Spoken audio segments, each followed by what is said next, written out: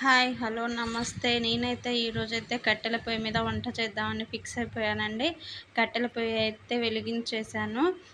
Curry అయితే ఏం చేద్దాం అనుకుంటున్నా అంటే, ఒక దోసకాయ, 2 ఆలుగడ్డలు, 2 టమాటాలు వేసి మిక్స్డ్ వెజిటేబుల్ కర్రీ అయితే చేద్దామని ప్రిపేర్ అయ్యి అన్నీ కట్ చేసి పెట్టుకున్నాను. పొయ్యి మంట మీద చేయడం అనేది ఒక ఫీలింగ్ అనుభవించాలి అని చెప్పేసి వంట అయితే ప్రిపేర్ చేశాను. ముందుగా కడాయి పెట్టేసుకొని ఆయిల్ వేసి ఆయిల్ వేడయ్యాక జీలకర్ర, పచ్చిమిర్చి, కరివేపాకు, ఆనియన్స్ అన్నీ కట్ చేసి వేయించుకొని ఆనియన్స్ బ్రౌన్ కలర్ వచ్చాక కట్ చేసి పెట్టుకున్న దోసకాయ, ఆలుగడ్డ కూడా యాడ్ చేసుకోవాలి.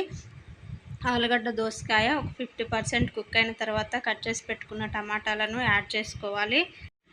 టమాటాలు కూడా మంచిగా కుక్ అయ్యేలాగా ఉడికించుకోవాలి. టమాటాలు, దోసకాయ, ఆలుగడ్డ మొత్తం మంచిగా కుక్ అయిపోయిన తర్వాత 1 టీ స్పూన్ అంతా పసుపు, 1 టీ స్పూన్ అల్లం వెల్లుల్లి